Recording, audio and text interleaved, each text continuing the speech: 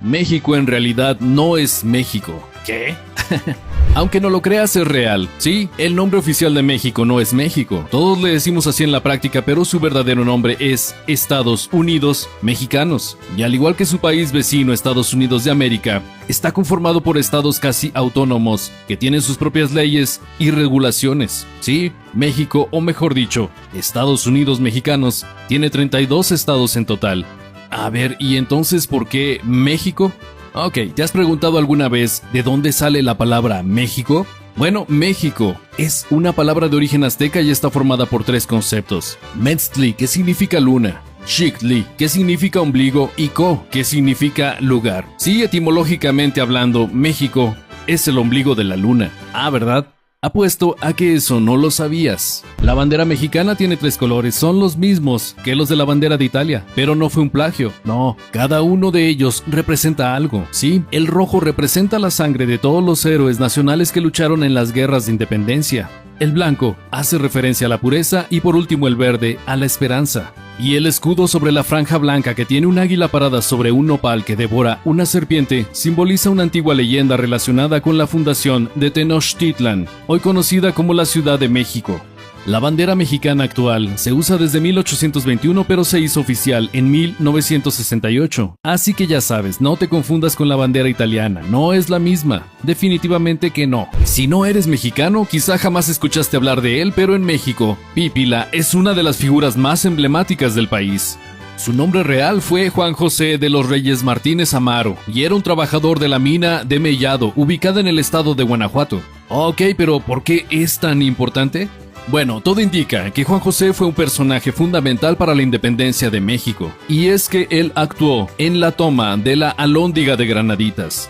Sí, Pípila, protegido con una losa a sus espaldas, prendió fuego a las puertas de la Alhóndiga, y aunque logró sobrevivir a este acontecimiento, la muerte llegó rápido a su vida. Murió a los 53 años debido a una enfermedad pulmonar, causada por su trabajo en las minas. Toda la población de México conoce a Pípila y recuerda su hazaña. Su figura representa a todos los ciudadanos corrientes que se sacrificaron por la independencia del país. Sin embargo, es curioso, algunos expertos afirman que no existe ni una prueba ni documento que comprueben la existencia de Pípila. Carlos García, un famoso investigador, señala que el Pípila es un personaje que revela mucho del imaginario colectivo en México, pero es un mito totalmente infundado. ¿Habrá existido o todo será solo una leyenda? ¿Tú qué crees? ¿Realmente existió Aztlán? ¿Sabes de qué estamos hablando cuando hablamos de Aztlán? En los libros, este lugar está descrito como el lugar de las garzas y el mítico lugar de la blancura, como así también, tierra de la peregrinación. Era el hogar primigenio de la nación azteca. Según los registros, la nación azteca en un comienzo habitó la tierra de Aztlán, pero posteriormente sus habitantes la abandonaron. Y es que el dios Huitzilopochtli les ordenó a sus seguidores comenzar a peregrinar en busca de su destino, un lugar preciso para el establecimiento de su ciudad. Los peregrinos guiados por Huitzilopochtli viajaron hacia la cuenca de México, y una vez establecido el imperio mexica, los aztecas quisieron regresar a Aztlán, pero había un problema, no pudieron encontrarlo. Buscaron y caminaron durante meses, pero Aztlán ya no estaba. Lo cierto es que, si hoy nosotros quisiéramos ir a Aztlán, tampoco lo encontraríamos. Y es que no hay muchas más precisiones sobre esta tierra mágica. Aunque algunos escritos señalan su ubicación geográfica, la información que brindan es contradictoria. Algunas narraciones dicen que se ubica al norte del país, mientras que otras sostienen que era en occidente. Hay quienes afirman que Aztlán estaba ubicado en los desiertos de Arizona, mientras que otros han propuesto la isla de Mexicalcingo, en el actual estado de Nayarit, como el hogar primigenio del pueblo azteca. Lo cierto es que los estudios no han podido determinar cuál era su localización precisa. La información es tan contradictoria y la evidencia tan escasa que los analistas comenzaron a sospechar que Aztlán en realidad no existió. Quizá Aztlán haya sido solo una alegoría que los pueblos han creado para tener algo en que creer ante la carencia de un hogar y la dura peregrinación. Una fábula mítica les permitiría a los mexicas ocultar un pasado errático y menos glorioso. Así, el origen de los mexicas continúa siendo un misterio. ¿Tú qué opinas? ¿Existió o no existió Aztlán? Déjanos un comentario mientras continuemos con más enigmas. El misterio de Tollán.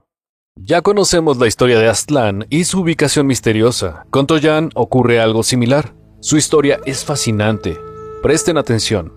Según la mitología mesoamericana, en el antiguo México existió un dios llamado Quetzalcóatl, una serpiente emplumada. Este dios se transformó en hombre para reinar Toyán, traducido del náhuatl como lugar donde abundan los tules. Los habitantes de esta tierra, los toltecas, vivían en la abundancia. Cultivaban algodón de colores, maíz de la mejor calidad y tenían una vida pacífica repleta de lujos. Vivían en un lugar que era una especie de paraíso, pero la riqueza no duró para siempre. Según el mito, su gobernante rompió sus votos sacerdotales. Fue engañado por el dios Tezcatlipoca, su eterno enemigo, y se embriagó hasta la médula bebiendo litros y litros de pulque. ¿Sabes lo que es el pulque? Ok, es una de las bebidas alcohólicas más populares del antiguo México. Está hecho a partir de la fermentación del mucílago del agave. Este legado aún se consume en muchas ciudades de México. Continuemos. Después de haber logrado que Quetzalcóatl se emborrachara, el dios Tezcatlipoca lo convenció de mantener relaciones con su hermana Xochiquetzal.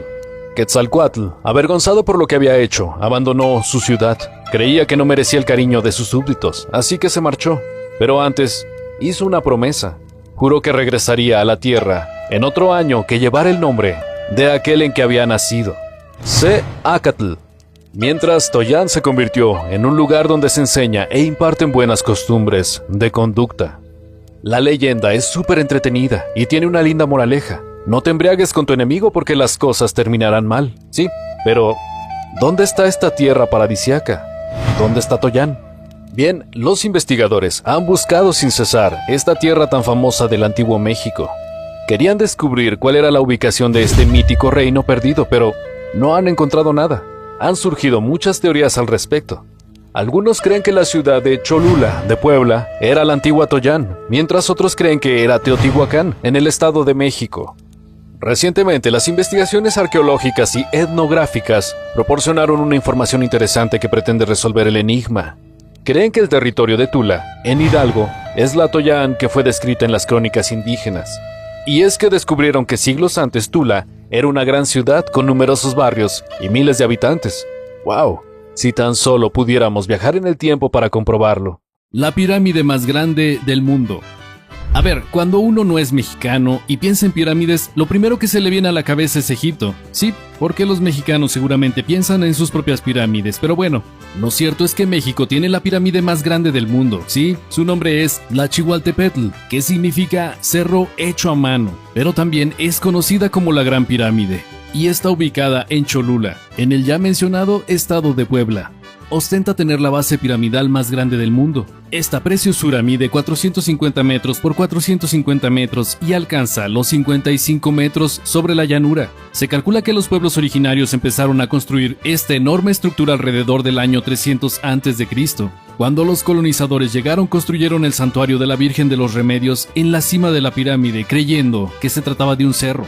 Y es que esta compleja estructura arquitectónica es 4 veces más grande que la pirámide de Giza en Egipto. Impresionante. ¿La conoces? Número 4. En el Día de los Muertos se celebra la vida. Una de las fiestas más tradicionales de México es el Día de los Muertos. Sí, seguramente has escuchado hablar sobre esta celebración o viste la película de Coco, en donde aparecen imágenes sobre ella. Cada 31 de octubre los mexicanos comienzan a celebrar el Día de los Muertos, una festividad que dura 3 días enteros.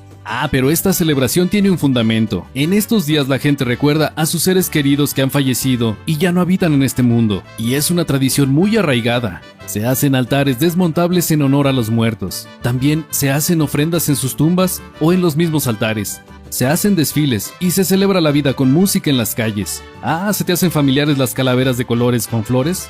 Bueno, son tradicionales del Día de Muertos. Yucatán es hoy el principal destino turístico del país. La Riviera Maya, con sus playas paradisíacas, se convirtió en el lugar favorito de miles de personas para vacacionar. Pero, ¿sabías que Yucatán fue fruto de un malentendido? Sí, así como lo escuchas, fue bautizada así por accidente. Y es que cuando los españoles llegaron a las playas por primera vez, le preguntaron a la gente cómo se llamaban esos territorios. Los nativos, claro, no hablaban español y no entendían lo que les estaban diciendo. Así que respondieron, Manaticatán. Es decir, no te entiendo. Los españoles tampoco entendieron lo que les estaban diciendo y pensaron que era el nombre del lugar. Así es como Yucatán empezó como malentendido y quedó para siempre. ¿Quién mató a Moctezuma II? Antes de comenzar con el misterio del asesinato, rebobinamos el cassette aún más y comencemos por el principio. Veamos, ¿quién es Moctezuma II? Ok, para quienes no lo conocen se los presento. Moctezuma II es un semidios de México, Tenochtitlan. Nació en el año 1466 y en 1502 se convirtió en emperador de facto del Imperio Mexica. Además, se casó con la reina Tlapalixquizoctzin y se convirtió así en rey consorte de Ecatepec. Desde joven se destacó militar y religiosamente gracias a su excelente carrera de guerrero y sacerdote. Eventualmente se desempeñó como sumo sacerdote del templo de Huitzilopochtli, dios de la guerra y deidad principal de los mexicas. Ya como rey, Moctezuma II llevó a su imperio a alcanzar su máximo esplendor y expansión territorial, pero no fue por eso que su reinado y su nombre serán recordados para siempre. No, su reinado pasó a la historia porque en ese periodo ocurrió un hecho inédito en la historia: el primer contacto entre Europa y las naciones mesoamericanas. Claro, ya todos sabemos cómo terminó esa historia, y no es nada agradable para los nativos americanos. El imperio americano fue conquistado por los españoles que estaban bajo el mando de Hernán Cortés. Sin embargo, según las crónicas de la época, el primer contacto entre los europeos y los mexicas no fue nada violento, al contrario, fue pacífico. De pronto el vínculo entre los llamados Viejo Mundo y Nuevo Mundo se volvió hostil. ¿Pero qué fue lo que ocurrió? Bueno, allí se vuelve más relevante aún Moctezuma. La aversión comenzó en el año 1519, cuando los castellanos tomaron el palacio de Moctezuma II y lo volvieron su prisionero. Ese fue el punto de máxima tensión entre los españoles y el pueblo nativo. La tensión entre ambos bandos terminó de explotar cuando sucedió lo peor. Sí, cuando Moctezuma II murió. Después de su fallecimiento se desató una atroz guerra que culminó con la destrucción completa del poderío azteca y de Tenochtitlan, la ciudad capital. Pero, ¿por qué murió Moctezuma II? La pregunta del millón. Ahí radica el misterio. Si bien se sabe con certeza que este semidios vivió sus últimos días en cautiverio, existen varias versiones acerca de las causas de su muerte. La información varía dependiendo de la fuente consultada. Según las crónicas hispanas, el 29 de junio de 1520, mientras estaba encerrado en su propio palacio como prisionero, Moctezuma se asomó por el balcón de su palacio e instó a sus seguidores, que estaban listos para luchar por él, a retirarse. La población, cuando escuchó a su líder, quedó horrorizada. Los mexicas pensaron que Moctezuma se había vuelto cómplice de los conquistadores y pensaron que su líder sería incapaz de poner un freno a los atropellos de los españoles en contra de la población nativa. Inmediatamente comenzaron a arrojarle piedras y flechas que lo hirieron mortalmente. Sí, los españoles aseguran que fueron sus propios súbditos quienes le quitaron la vida. Sin embargo, las crónicas indígenas mencionan otro desenlace. Afirman que son los españoles quienes tienen las manos manchadas de sangre, que fueron ellos quienes le quitaron la vida a Moctezuma II al ver que este líder ya no les era de utilidad. Cuando los españoles asomaron a Moctezuma II por el balcón, ya estaba sin vida. Primero lo mataron, después lanzaron su cuerpo a uno de los canales de la ciudad. Su cadáver fue hallado con una cadena alrededor de sus pies y 5 puñaladas en el pecho. Ambas historias son contradictorias. Los bandos se señalan los unos a los otros como los culpables del asesinato del líder mexica Moctezuma II. ¿Quién habrá dicho la verdad? ¿Quién miente? Aunque suene sorprendente, aún no se ha podido revelar este enigma, y uno de los hechos más importantes de nuestra historia continúa siendo una incógnita: el enigma de la rueda. La rueda. Todos conocemos qué es una rueda. Este invento circular es una de las creaciones por excelencia que la mayoría de las civilizaciones han diseñado para poder transportar de manera más sencilla sus productos. No podemos negarlo. ¿O acaso no son súper útiles los automóviles? Ok, según los registros que han llegado hasta el día de hoy, en el antiguo México los habitantes no usaban las ruedas. Transportaban todo lo que podían utilizando las manos y la fuerza del cuerpo. Sin embargo, los arqueólogos han encontrado algunos juguetes para niños construidos en el México prehispánico que contenían ruedas. Este descubrimiento puso en tela de juicio todo lo que se conocía sobre los mexicas hasta el día de hoy. Cuando esta información salió a la luz, los conspiranoicos elaboraron sus teorías. Había quienes decían que los mexicas pensaban que las ruedas estaban malditas y por eso no las usaban. Otros afirmaban que aquellos juguetes móviles no les pertenecían a los mexicas, sino a una civilización desconocida. Quizá a viajeros en el tiempo. Claro que sí. Sin embargo, los especialistas también han elaborado sus hipótesis. A ver, Al parecer, los mexicas no contaban con grandes animales de carga para transportar pesos considerables y, además, tenían un problema adicional. Vivían en un territorio montañoso. Estas difíciles condiciones pudieron hacer que los pobladores, por más que hayan conocido la rueda, terminaran desechando la idea de usarlas para transportar sus elementos pesados. Sí, algo tan simple como eso. Uno de los acontecimientos más importantes de la historia de México es la hazaña de los niños héroes. Según la leyenda, 6 cadetes mexicanos del colegio militar murieron defendiendo el castillo de Chapultepec durante una invasión estadounidense en el año 1847. Estos 6 cadetes se llamaban Juan de la Barrera, Juan Escutia, Francisco Márquez, Agustín Melgar, Fernando Montes de Oca y Vicente Suárez. Todos ellos defendieron la bandera de México de las manos de los estadounidenses. Sí, pero eso no es lo más impresionante. No, lo impactante de la lista es la edad de todos ellos. Tenían apenas entre 14 y 19 años, literalmente dejaron la vida en batalla. Aunque curiosamente este sacrificio no apareció en ningún libro sino hasta varias décadas después de los acontecimientos. La historia nos ha enseñado que no todos los héroes llevan capa. Sí, respeto y honor a estos chicos. Número 10. Cuando la muerte llega a la presidencia. El único presidente de México asesinado mientras cumplía su mandato fue Venustiano Carranza. Venustiano Carranza fue el encargado del Poder Ejecutivo desde 1914 a 1917 y presidente constitucional de México desde 1917 a 1920. Su mandato termina con una tragedia. El 21 de mayo llegó a un pequeño pueblo llamado Tlaxcalantongo, ubicado en Puebla, en donde las tropas del general Rodolfo Herrero lo asesinaron mientras dormía. Sin embargo, Venustiano no fue el único presidente que murió durante su mandato. Benito Juárez, el único mandatario indígena del país, también falleció mientras estaba en el poder, pero en este caso fue por causa natural. Benito fue víctima de una angina de pecho en 1872. Si hablamos de presidencias, no podemos dejar de nombrar a Pedro Lascurain, pero no por sus logros económicos ni políticos, sino por su fugacidad. Asumió la presidencia la tarde del 19 de febrero de 1913 y duró tan solo 45 minutos. Sí, menos de una hora. ¿Puedes creer esto? Bueno, resulta que cuando el presidente Francisco Madero es forzado a renunciar al poder tras las presiones del movimiento militar encabezado por Victoriano Huerta, Pedro Lascurain pasa a ocupar interinamente el cargo de presidente de México. Y es que la Constitución de 1857 decía que cuando faltare el presidente, el ministro de Relaciones Exteriores era quien debería ocupar el poder ejecutivo nacional. Ok, sí, pero todo indica que Victoriano Huerta lo tenía todo planeado. No solo había presionado a Madero, sino también a Lascurain, para que él, una vez que tomara el poder, lo nombrara como secretario de Gobernación y después renunciara. Dicho y hecho, Pedro Lascurain se convirtió en presidente, nombró a Huerta y renunció, y se alejó de la vida política mexicana. Y esa fue la presidencia más corta de la historia. Así fue como asumió a las 17:15 y para las 18:01 no era más presidente. Sí, seguramente fue un día cargado de emociones para el pobre Pedro Lascurain.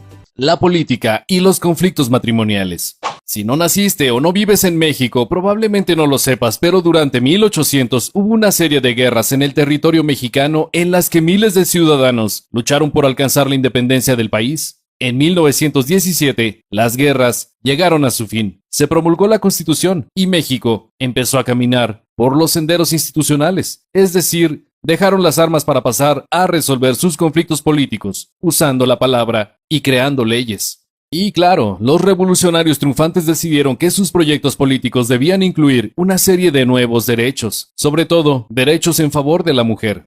El más llamativo de todos fue la ley de divorcio. Sí, parecía que México estaba a la vanguardia. Según esta nueva norma que nació en 1914, una pareja podía anular su matrimonio y disolver el vínculo para siempre. ¡Ah, qué bien! ¿Y como que por qué llamó tanto la atención? Bueno, pues, porque nadie reclamó esta ley. No hubo ninguna demanda social ni movilización popular para pedir el divorcio. Raro, ¿no? Pero ¿qué crees? Curiosamente, pocas semanas después de que esta nueva ley fuera promulgada, el presidente Venustiano Carranza se divorció de Virginia Salas, su esposa, y se fue a vivir con otra mujer. Y no nada más eso, otros que hicieron lo mismo fueron sus asesores, Luis Cabrera y Félix Pallavicini. Al parecer los mandatarios tenían problemas con sus respectivas esposas y la llegada al poder les vino como anillo al dedo. Impuesto a los perros y las ventanas. ¿Qué?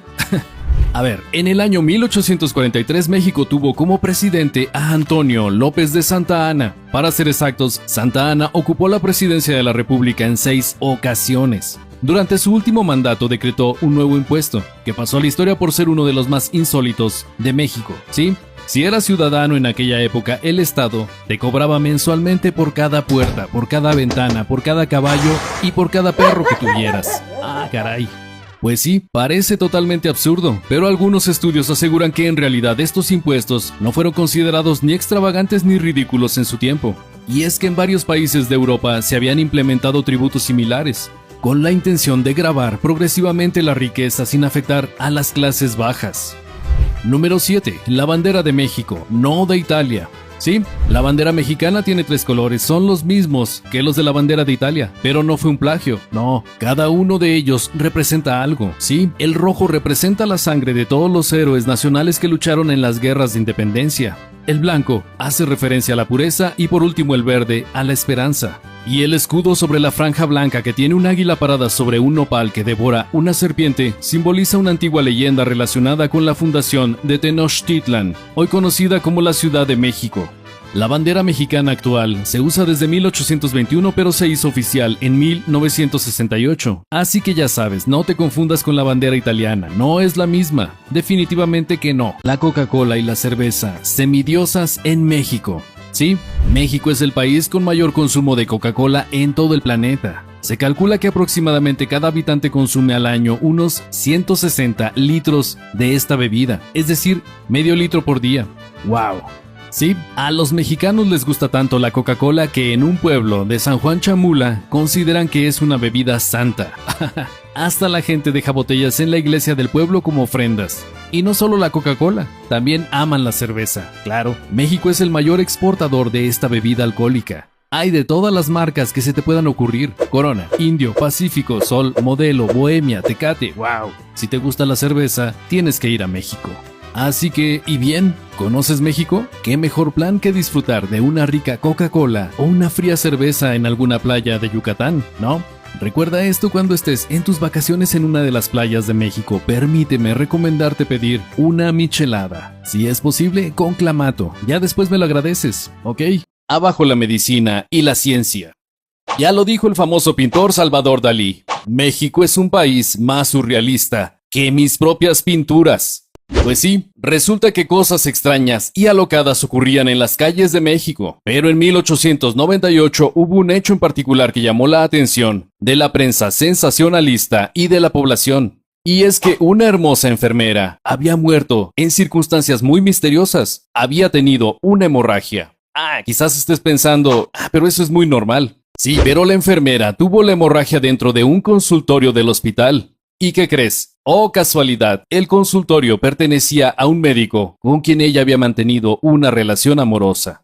¡Ay, qué cosas! Y no solo eso, la enterraron rápidamente, sin hacerle ningún estudio o autopsia antes. Qué raro, ¿no? Todo era tan sospechoso que la policía decidió interrogar al joven médico. Su declaración no sorprendió a nadie. No, para nada. Su declaración estuvo llena de mentiras. Los hechos no coincidían, así que las fuerzas policiales llegaron a la conclusión de que, si querían saber la verdad, debían exhumar el cuerpo de la enfermera y poder corroborar si la hemorragia había existido. En esta trama digna de una telenovela mexicana, la opinión pública estaba totalmente alborotada. Pensaban que el médico, una persona cuya profesión estaba ligada a la ciencia, había tenido acciones inmorales con o contra la fallecida. Era un escándalo, imagínense. En aquellos tiempos la corrupción era incompatible con la moralidad y la ciencia. Un médico no podía ni tomar un par de copas de vino tranquilo. Sí, así de plano, mucho menos tener sexo con una enfermera. ¡Wow!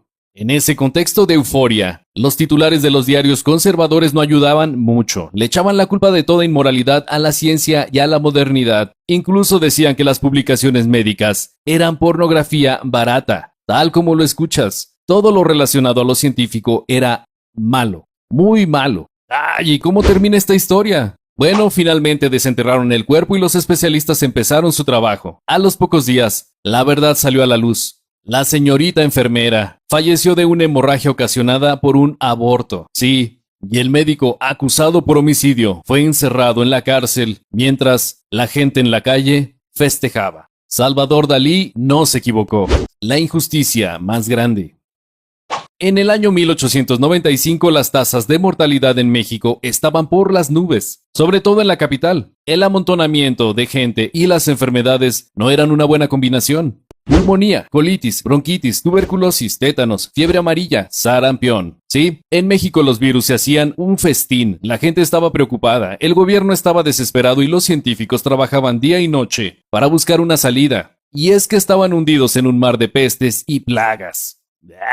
De todas ellas, la fiebre amarilla era la que más preocupación despertaba. Cada vez la padecían más y más personas, y además causaba enormes estragos económicos y sociales. La pobreza crecía en el territorio mexicano y la gente sabía que había un responsable, sí, la mala salud. Y es que la gente enferma tenía que dejar de trabajar, por ende dejaban de percibir ingresos, y eso impedía que tuvieran dinero para comprar los medicamentos y acceder a los tratamientos que necesitaban. Todo un círculo vicioso. Así que a pesar de que los científicos y el gobierno trabajaban duro para generar avances medicinales, estos no llegaban a la población que más los necesitaba.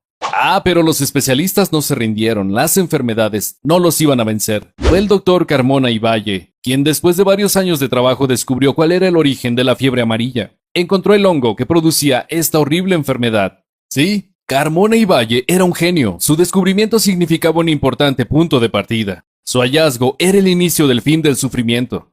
Sí, ya sé lo que estás pensando. México tenía un nuevo héroe. Después de semejante hallazgo, ¿qué hicieron los mexicanos? ¿Acaso lo eligieron el personaje del año, o le dieron un premio, o lo convirtieron en presidente? No, nada de eso. En Europa, particularmente en Francia, su trabajo fue reconocido y aplaudido. Pero en México, todo lo contrario. La mismísima Academia de Medicina declaró que su labor estaba destituida de todo mérito. ¿Sí? Carmona y Valle no obtuvo ni una medallita. Así que, ¿tú qué opinas? ¿Vives en México o conoces México? ¿Habías escuchado alguna de estas historias? ¿Ya probaste el pulque? ¿Te gustaría ver más videos como este? Bueno, pues, ¿qué esperas? Déjanos saber en los comentarios y mientras lo haces no olvides ver uno de estos otros videos de nuestra sorprendente, enigmática e impactante historia. ¡Hasta la próxima!